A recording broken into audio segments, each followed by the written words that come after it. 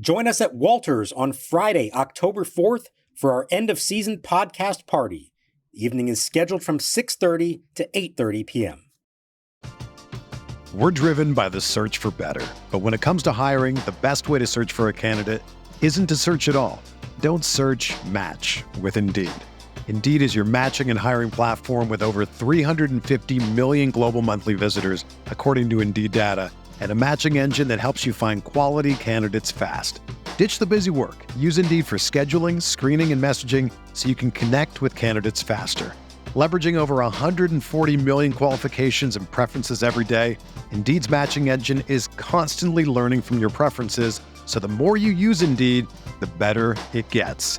Join more than 3.5 million businesses worldwide that use Indeed to hire great talent fast. And listeners of this show will get a $75 sponsored job credit to get your jobs more visibility at Indeed.com/Blue Wire. Just go to Indeed.com/Blue Wire right now and support our show by saying that you heard about Indeed on this podcast. That's Indeed.com/Blue Wire. Terms and conditions apply. Need to hire? You need Indeed.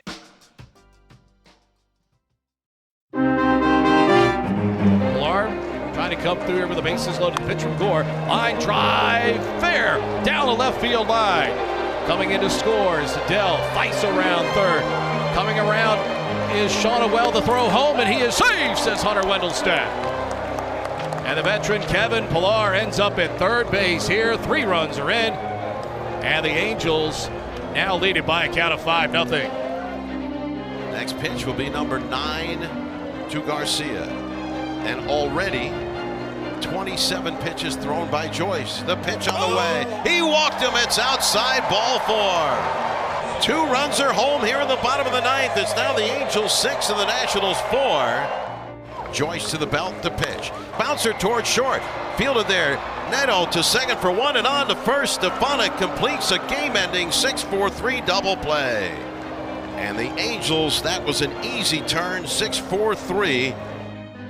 And welcome to Nats Chat for Monday, August 12th, 2024. What is the birthday of the man who's with me now, MASNsports.com Nationals insider Mark Zuckerman. He is at Nationals Park. We say happy birthday to Mark. And Mark got himself a foul ball on Sunday afternoon. Perhaps a birthday present from the baseball gods. We'll see. I'm Al Galdi, host of the Al Galdi podcast. So you by now are likely familiar with the theme of this 2024 Nats season. Basically, every game is close. Even a game that does not appear to be close ends up being close, and such was the case on Sunday. Now, the Nats did lose, 6-4 loss to the Los Angeles Angels at Nationals Park, denying the Nats a 3-game sweep, but the Nats in this game scored 2 runs in each of the final 2 innings to trim a 6-0 eighth-inning deficit to 6-4. The Nats had the bases loaded in each of the final 2 innings. The game became quite close, but the game probably should have never been close, not with Nats pitchers in this game combining to issue an astounding 13 walks, as the struggles of MacKenzie Gore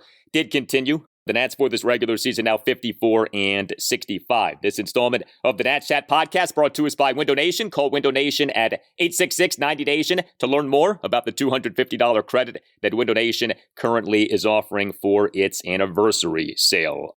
Mark, Nats pitchers in this game combined to issue 13 walks and give up 9 hits, and yet somehow, someway, the Nats were in this game. Angels did go 1 for 13 with runners in scoring position, so that does help to explain what happened. But as Davey Martinez likes to say, the boys battled. They did battle over the final 2 innings, but what would have been a stunning victory did not end up happening. I'll be honest, Al. A lot of times I kind of anticipate it. You can maybe see signs of something happening that make you think, okay, they're going to make this interesting here at the end. I saw no evidence for 7 innings that they had something like this in the works. And they end up actually, they're down 6-0 going to the 8th. They end up getting the tying run to the plate actually in the 8th inning. And when they didn't get it done there, I'm thinking, okay, well, there it is. That's the one. And no, they did it again in the 9th, even more so. They scored 2 more runs. They load the bases. They get 2 shots now with the tying run in scoring position, the winning run on base. And they wound up only getting 1 shot because Juan Yepes grounds into a double play to end the game. But just the fact they were even in that position, I never saw that coming. And it did put a little bit of a different stamp, I guess, on really what to that point was about as horrendous as a game as you can imagine for this team. You got a bad start by MacKenzie Gore again. You have a lineup that had done nothing against a no-name opposing starting pitcher up to that point. And you have a pitching staff as a whole, as you said, walks 13 batters, a new club record, at least for a 9-inning game. There was nothing encouraging about anything that happened. And somehow they were legitimately one hit away from pulling off a third straight walk-off win over the Angels. Every Nats game this season, it feels like, finds a route to being close, no matter what the score is at like any point in the game. Now, when it came to getting the foul ball, did you make a Jacob Young-like diving catch, a CJ Abrams-like diving catch, or what exactly went down there? Let's be clear about a couple of things here. If you've ever been to Nationals Park, you know the press box is all the way at the top. It is, I believe, still the highest in the big leagues. It's close with a couple others, including Texas. But in how many seasons have they been here now? 17 seasons of baseball here. There has never been a foul ball that actually got into the press box. As best as we can all remember, Whit Merrifield of the Royals hit one that hit the front ledge and then bounced back down. And then Gavin Lux in the playoffs in 2019 hit one that would have come in, but the windows were closed because it was bad weather, and so that bounced out. So here we are in the 8th inning, top of the 9th, actually. And I'm just kind of looking down, typing on my computer, and all of a sudden I look up, and here comes a ball kind of straight in my direction. But I'm like, well, it's never going to get this far. It hits about halfway up the upper deck and then skips straight to the press box. About 5 feet to my right, my colleague Melanie Martinez was covering for MLB.com. Never saw it coming. It missed her by about 3 inches. And then caromed right to the left to me. I reached down, one hand grabbed it off the bounce. So I'm not claiming anything here. It did not reach it on the fly. I did not catch it on the fly. But I will admit that I hammed it up.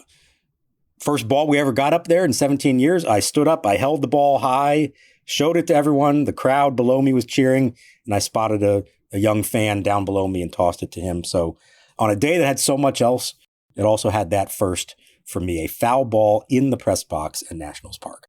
That is something. I would not sell yourself short, though, on catching the ball on a hop. That's a demonstration of high-level range. So, that improves your defensive runs saved, your ultimate zone rating. So, there you go. Good stuff from you. Way to go. That is something that never before this is almost 20 years now of Nationals Park being in existence. Like you said, never before had a ball come into the press box. That is something. It shows you how far away it is, let's be honest. And it required one that skipped its way in. I mean, there are plenty of other press boxes. The one we're going to be in on Tuesday and Wednesday at Camden Yards is you're like in a firing range there. They come back at you all the time. Honestly, I don't even try to catch them there because it's too quick. You got to protect yourself, protect your laptop. This was just so unusual to even see one that had a chance, let alone to skip and bounce in. And we're pretty sure it's the only one. I haven't been to every single game, but the others who have been around, nobody else can remember one actually making it in. So I guess I should say I'm proud to be the first to ever hold a game-used ball in the press box at Nationals Park. That is outstanding. Well, not so outstanding is what is happening with MacKenzie Gore. There were plenty of positives for the Nats in this series against the Angels, but the biggest negative does end up being this continued unraveling of Gore. Before every start now, we say the same thing. Boy, MacKenzie Gore needs a good outing. He's not having any good outings. Gore was the Nats starting pitcher for this 6-4 loss to the Angels on Sunday, and he in this game was not good for an 8th time in 9 starts. He allowed 5 runs, 2 earned in 4 innings. All 5 of the runs came in the top of the 4th, during which third baseman Jose Tena did commit a crucial fielding error. But make no mistake, Gore in this outing was bad, and he was bad even prior to giving up the 5 runs in the 4 innings. Gore issued a stunning 6 walks. He gave up 5 hits, which were a double and 4 singles. He recorded just 2 strikeouts. He, over his 4 innings, threw a sky-high 86 pitches, just 48 strikes versus 38 balls. He threw first pitch strikes to just 9 of the 22 batters he faced. He had a scoreless top of the first through 29 pitches, and yet another instance of the first inning of a MacKenzie Gore start featuring him throwing a ton of pitches and just like setting the tone for another one of these outings in which he's not going to last for long. There are many things that can be said about this outing in terms of the stats, the data from the outing, but you get the idea. And so when it comes to the bigger picture of MacKenzie Gore's season, he over his last 9 starts now has seen his ERA for this regular season go from 3.26 to 4.50.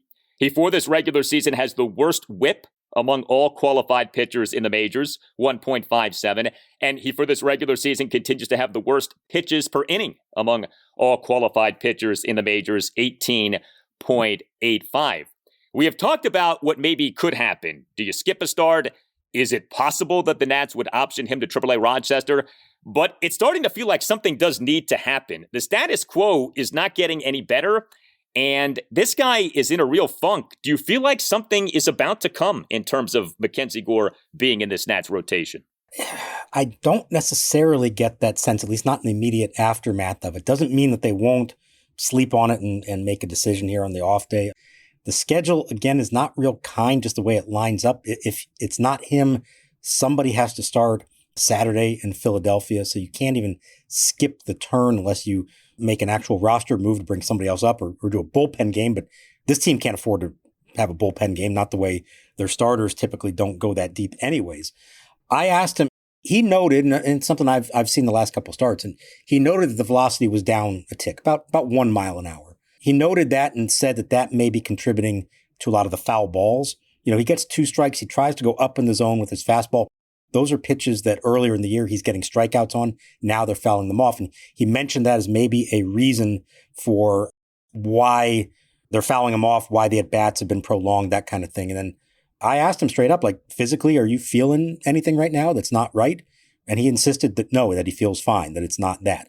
He seemed to think that whatever drop in velocity had more to do with mechanics, arm slot, something else being off. He definitely feels off, but he was making it clear, at least publicly, that he's not hurt in any way. So I don't see an IL stint coming up for him unless he agrees to something that he wasn't admitting to here.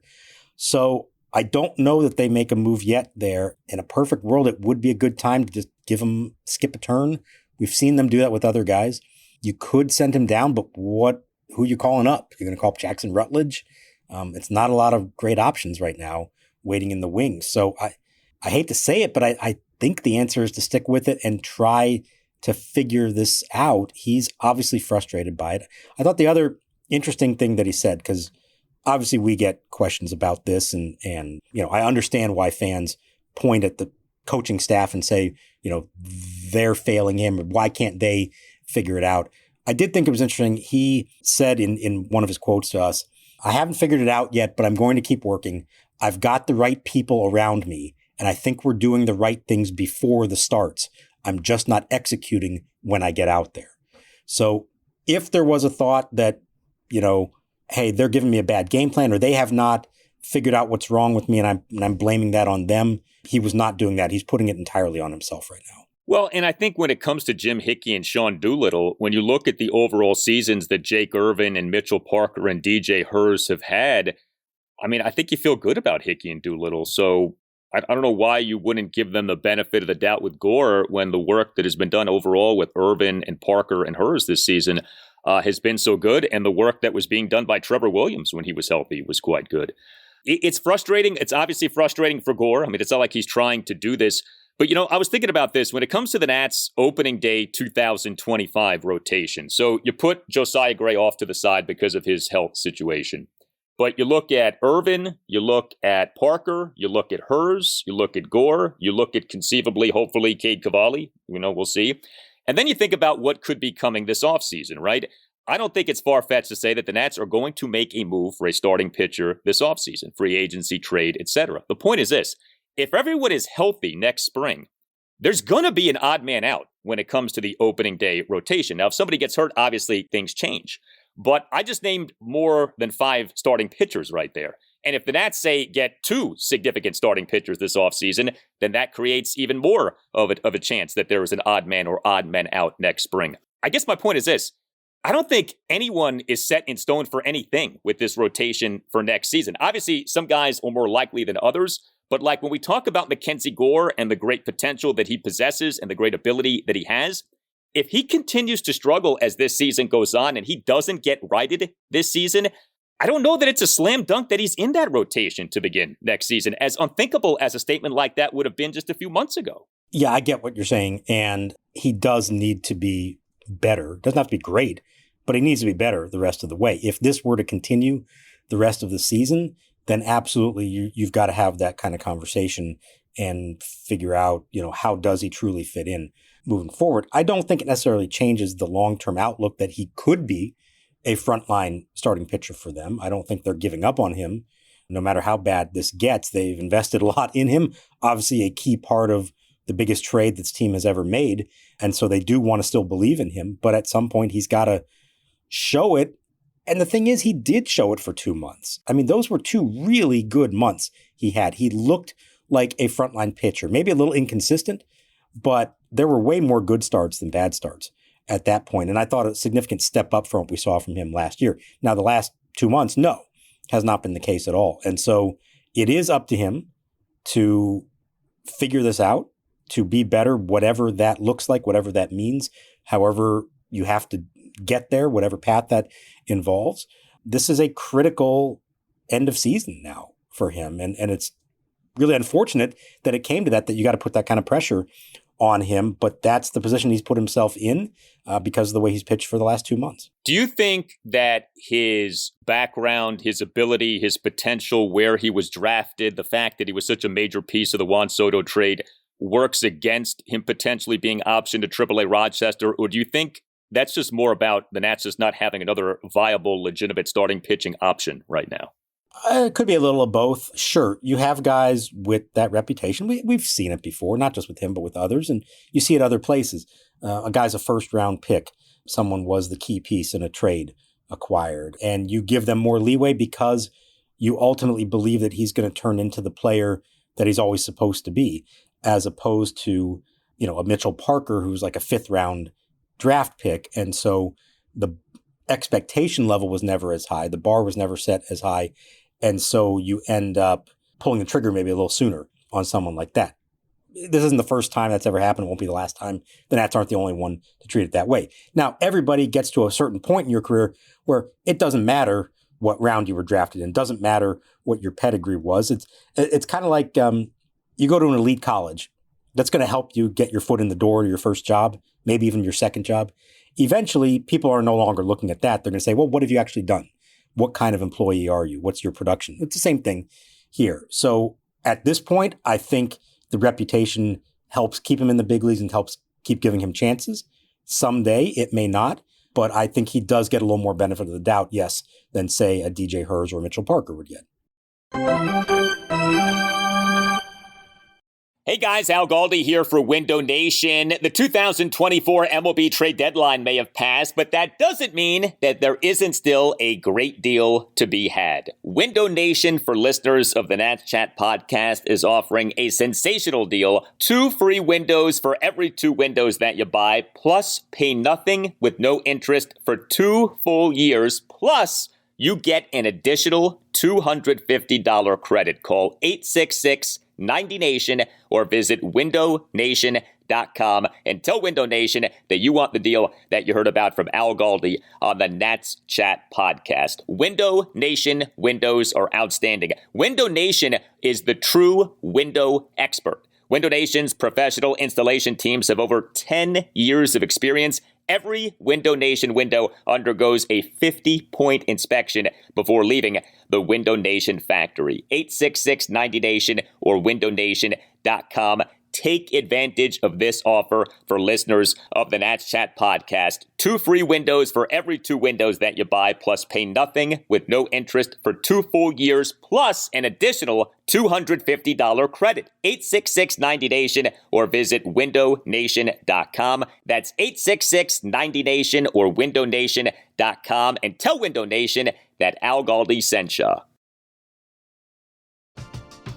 We're driven by the search for better. But when it comes to hiring, the best way to search for a candidate isn't to search at all. Don't search, match with Indeed. Indeed is your matching and hiring platform with over 350 million global monthly visitors, according to Indeed data, and a matching engine that helps you find quality candidates fast. Ditch the busy work. Use Indeed for scheduling, screening, and messaging so you can connect with candidates faster. Leveraging over 140 million qualifications and preferences every day, Indeed's matching engine is constantly learning from your preferences, so the more you use Indeed, the better it gets. Join more than 3.5 million businesses worldwide that use Indeed to hire great talent fast. And listeners of this show will get a $75 sponsored job credit to get your jobs more visibility at Indeed.com/Blue Wire. Just go to Indeed.com/Blue Wire right now and support our show by saying that you heard about Indeed on this podcast. That's Indeed.com/Blue Wire. Terms and conditions apply. Need to hire? You need Indeed. Weems comes set. Runners will get a head start. The 3-2 pitch up and in. Ball 4, and he's walked in a run. Coming in to score is Drury, and it's 6-0 Angels on the bases loaded walk to Michael Stefanik. So we had what happened with MacKenzie Gore in this 6-4 loss to the Angels on Sunday, and then there was the Nats bullpen. So 5 Nats relievers in this game combined to allow 1 run in 5 innings, despite also combining to issue 7 walks. This was a bizarro game for the Nats bullpen, which ultimately had a sensational series in this series. Nats relievers over the 3 games, 1 run in 14 2/3 innings. I mean, that is exemplary work. And in this game, in terms of run prevention, you did get good work, but it wasn't always so smooth. So Jacob Barnes tossed a scoreless top of the 5th. Jose A. Ferrer tossed a scoreless top of the 6th, despite giving up a leadoff single and issuing a 1-out walk.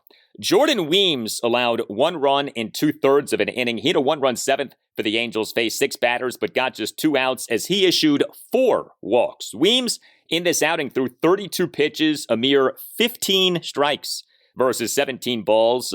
As Weems is back, the Nats on Saturday afternoon announced having reinstated Weems from the 15-day injured list. He'd been on that since July 26, retroactive to July 25th due to right shin splints. Then we had Robert Garcia. He was good, 1 1/3 scoreless innings. But then we had Tanner Rainey. Now, he did toss a scoreless top of the 9th, despite giving up a leadoff double, issuing a 1-out walk and issuing a 2-out walk.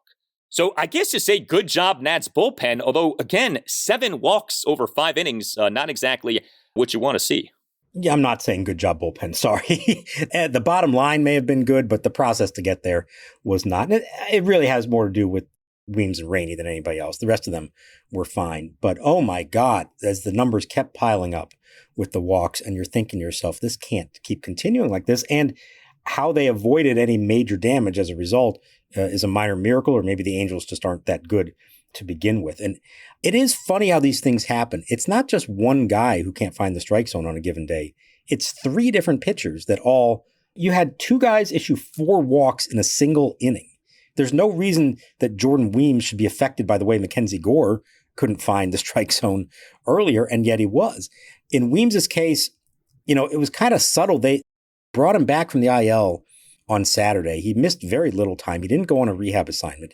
He threw, as best I can tell, 1 bullpen session. Everything looked great. And they said, okay, you're back in there.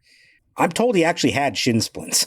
I know we thought, well, this looks like he's got a high ERA and that's why he's going on the IL. He actually had been bothered by this for a while. My thought is, why not use that to your advantage? Take your time. Even if he says he's feeling well again, send him down to AAA. Let him work on some stuff. He's the guy without options. So, why wouldn't you at least do that? And I guess they felt pressure to make that move and get him back up. He clearly was not right. And I don't know if the shins were bothering him again, or maybe there's more to his pitching woes than the state of his shins. So I think we're right back to square one with him. Like, he's out of options. How much longer are you going to ride this out with him? Is anybody going to claim him off waivers if you DFA him? And if they do, are you that upset by it? I don't quite understand the rationale behind sticking with him given the current situation. Well, and then you think about what the corresponding roster move to that was. The Nats late night on Friday night announcing having optioned Yohan Adon to AAA Rochester. We wondered what that was maybe a signal of. But, here you have Adon. The idea was he was going to be your long man. Then they actually tried him out in an 8th inning recently. Why wouldn't you keep him around a bit longer if in fact you have hopes for him being something for you as a reliever at the major league level instead of going right back to Jordan Weems? So that is strange.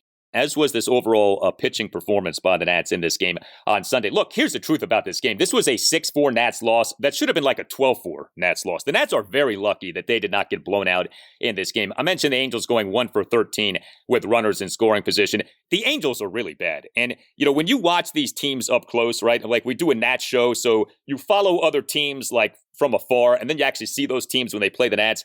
You see who's good and who's bad. The Angels are really bad. There's a reason that the Angels' record is worse than the Nats' record. So good job on the Nats winning 2 out of the 3 games here. But this game on Sunday, this should have been a lot worse than it ended up being. Again, 13 walks issued, 9 hits given up.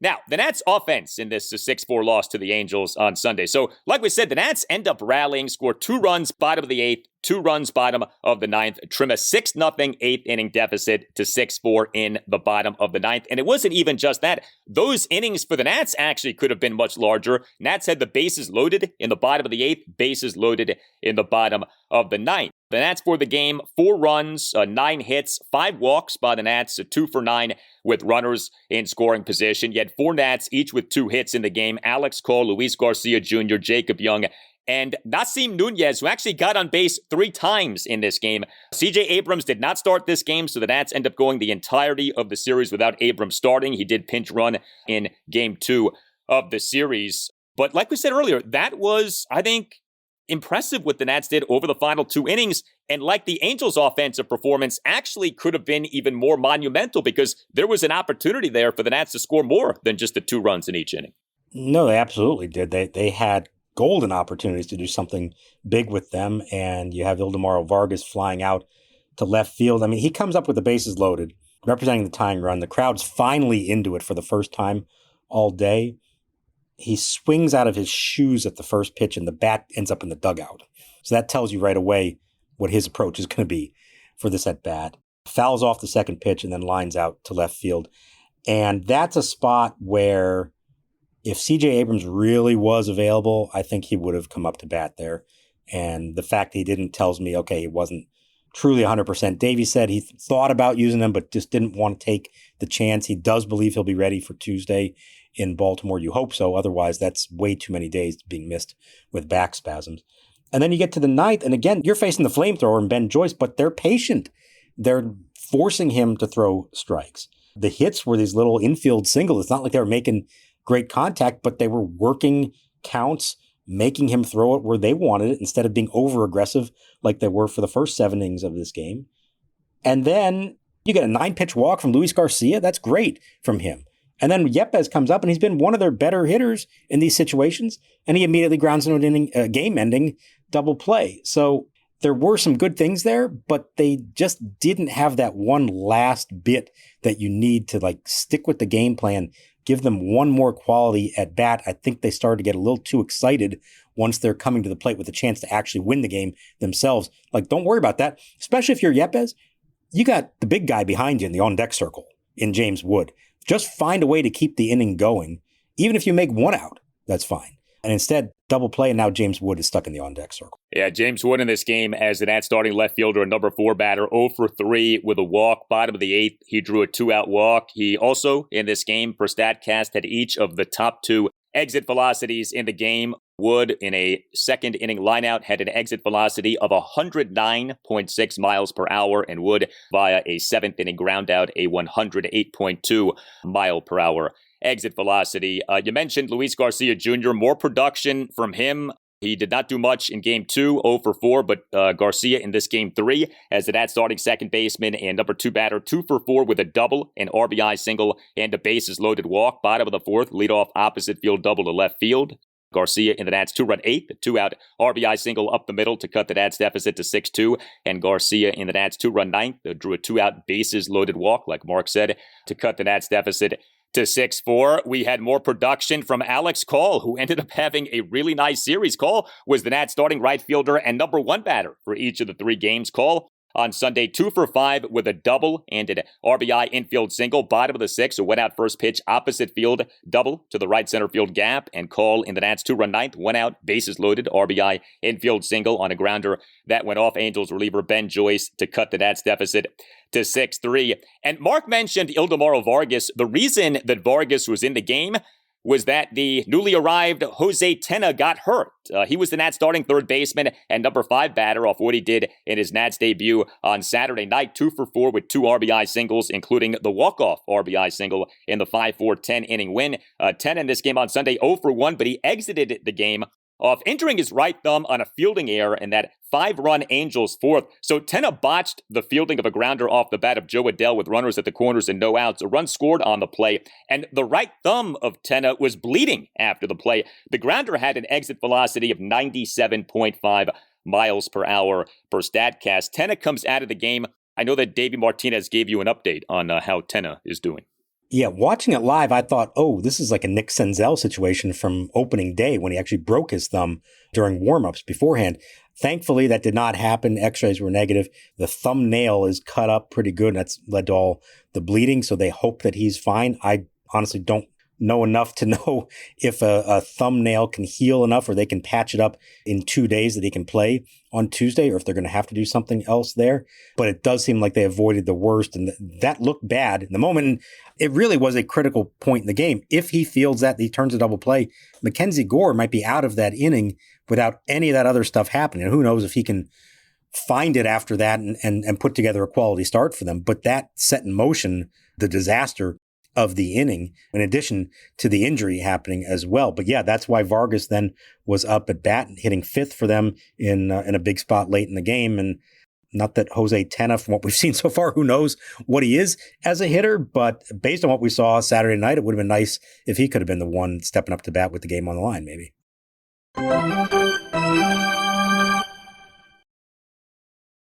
This episode is brought to you by our good friends at NFL Sunday Ticket on YouTube TV. I'm sure by now you've all gotten back into your Sunday routines, but they could be even better. With NFL Sunday Ticket and YouTube TV, you get the most live NFL games all in one place, every game, every Sunday, and you can even watch up to 4 different games at once with Multiview, one of my favorite inventions of this decade. It's exactly what you need to catch all the action. Make your Sundays more magical. And also, YouTube TV is great. I got it this year. It's awesome.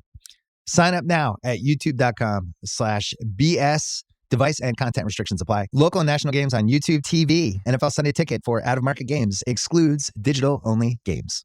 Ryan Reynolds here from Mint Mobile. With the price of just about everything going up during inflation, we thought we'd bring our prices down. So to help us, we brought in a reverse auctioneer, which is apparently a thing. Mint Mobile Unlimited Premium Wireless. How to get 30, 30, bit to get 30, bit to get 20, 20, 20, bit to get 20, 20, bit to get 15, 15, 15, 15, just $15 a month? Sold! Give it a try at mintmobile.com/switch. $45 up front for 3 months plus taxes and fees. Promo rate for new customers for limited time. Unlimited more than 40 gigabytes per month. Slows full terms at mintmobile.com. This episode is brought to you by Experian. Are you paying for subscriptions you don't use but can't find the time or energy to cancel them? Experian could cancel unwanted subscriptions for you, saving you an average of $270 per year and plenty of time. Download the Experian app. Results will vary. Not all subscriptions are eligible. Savings are not guaranteed. Paid membership with connected payment account required. Here's your AAA report for the game played on Sunday afternoon. Dylan Cruz was in right field as Jack Dunn took over in center. Cruz, Andres Chaparro, and Brady House each had singles in their 10-8 victory. Joey Gallo, a pair of hits out of the DH spot. And on the mound, Joe La Sorsa, another scoreless outing in 1 inning, his 8th hold on the season. Now back to the show. Kohanowitz delivers, swing and a long drive by Young, deep left field. This is way back. Ward looking up, and this ball is gone. Goodbye. Bang! Zoom goes Jacob Young, able to turn on one for his 2nd big league home run. Nationals on the board with a leadoff home run by Young in the bottom of the 8th inning. It's the Angels 6 and the Nationals 1. We also had a home run by Jacob Young in this game. Good to see that. Young is the Nats starting center fielder and number 7 batter. We're used to him being the number 9 or number 8 batter. He was a number 7 batter for this game with Nasim Nunez starting and Riley Adams starting. Young 2 for 4 with a solo homer and an infield single. Young in the Nats 2-run 8th, a leadoff homer to left field on a 1-2 pitch to cut the Nats deficit to 6-1. And Young in the Nats 2-run 9th, a 1-out infield single up the middle of the infield. Boy, if Jacob Young can just be like decent as a batter, you've got something here. Excellent defensively, excellent as a base runner. It's just the batting, it just has not been good, if we're being honest about things. As we are recording this installment of the podcast, and this will change as games become final on this Sunday, but Jacob Young has the 6th worst OPS among all qualified players in the majors for this regular season. So you don't need him to be great offensively. You just need him to be like not among the worst batters offensively in the majors. And I know this kind of conversation has been had many times over the years, right, with Nats players, right? Danny Espinosa, Michael A. Taylor, Victor Robles. But yeah, Jacob Young, if he can just give you, some pop once in a while, do some things offensively a little bit for you, that'll make a big difference in terms of him being a viable everyday outfielder. Well, that's what I was thinking to myself, is like, we've been through this before. We know what the story is. He's great in the field. There's no doubt about that. He also has the added benefit of being really good on the bases, but you got to be able to get on base first before you can do anything. And he has to show that he can do that on a more consistent basis. The home run is great. Okay, don't get me wrong. But I think for him, if he is going to make this long term, he's going to have to show that he can do, quote unquote, the little things, whether that's bunting, working some walks. He's not necessarily the best at doing that. I think that's his ticket ultimately. And he may not be anything more than a number 9 hitter in the big leagues. If you have a good lineup, you can get away with that if you're really good in the field. And if you just give them enough quality plate appearances in the right moments. And he's had some of those moments. I just don't know that we've seen enough of them yet to really know. Now, at the moment, yeah, he deserves to be out there. As we've discussed, he beat the other prospects here. So by virtue of that, give him every opportunity to do it. I think Dylan Cruz eventually here is going to be in right field with Young staying in center. And then it's just a question of, does one of the other kids force the issue to be coming up here? And if they do, does that push Young out of there? But until that happens, I think the job is his. So next up for the Nats is an off day on Monday, which is their first off day since August 1st. And then comes a 2-game series at the Orioles. Game 1 Tuesday evening at 6:35. Jake Irvin will be the Nats starting pitcher. Game 2 Wednesday evening at 6:35. DJ Hers will be the Nats starting pitcher. The Orioles are throwing Trevor Rogers in Game 1, Dean Kramer in Game 2. Rogers has not been good for the O's since they traded for him, and Kramer is in a real rut right now. He has not pitched well since coming off the 15-day injured list. But when you think about this series, and obviously there are many subplots to Nats-Orioles, as we know, given the history between those two teams, but James Wood, Jackson Holliday, the top 2 prospects in baseball per MLB Pipeline. We've talked so much about Wood. He's been doing better lately in terms of results. Holliday got promoted in April, was really bad, got demoted to AAA Norfolk, was called back up a few weeks ago, and has been excellent ever since. He's been homering, he's been getting on base. So this could be a lot of fun. Wood and Holliday going head-to-head over these 2 games for the Nats at the Orioles on Tuesday and Wednesday. First of probably many times we're going to see that matchup, which will be fun to watch. If I'm James Wood and every single ball that I've hit in the air so far in the big leagues has been to left field, I might want to try to start pulling the ball when I get to Camden Yards, given the dimensions there. Do you want to aim for the flag court in right field, or do you want to aim for the Great Wall of Baltimore in left?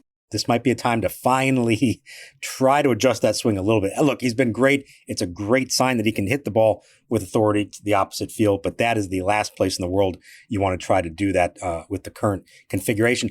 The one good thing about, facing Trevor Rogers is they know him. This isn't some obscure American League pitcher they never see. They saw him all the time with the Marlins, so maybe a little familiarity will help, because Lord knows the guy they had never seen before from the Angels on Sunday, and I'm not even going to try to pronounce his name because I still can't do it. I've been trying all day. They had no success against him. Maybe a little familiarity pays off with Trevor Rogers.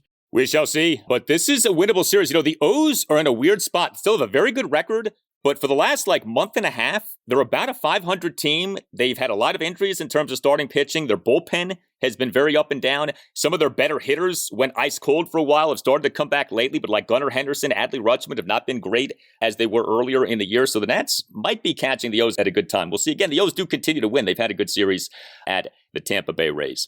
You tell us what you think. Hit us up on X at Nats_chat. You can email the show, natschatpodcast@gmail.com. This installment of the Nats Chat Podcast brought to us by Window Nation. Call Window Nation at 866-90Nation to learn more about the $250 credit that Window Nation is currently offering for its anniversary sale. You could check out our website, natschatpodcast.com, at which you can purchase a Nats Chat podcast t-shirt, all Nationals radio highlights on Nats Chat, courtesy of 106.7 The Fan. For Mark Zuckerman, I'm Al Galdi. We thank you for listening, and we'll talk to you next time on the Nats Chat podcast. No balls, 2 strikes. Scherzer has the sign. Here's the kick and the pitch. Swing and a miss with a grunt. He blew him away at 97 miles an hour. And that was vintage Max Scherzer. Pitching around the runner at second, nobody out. With a strikeout, a fly to left, and he blows away Lux for his 3rd strikeout in the ballgame.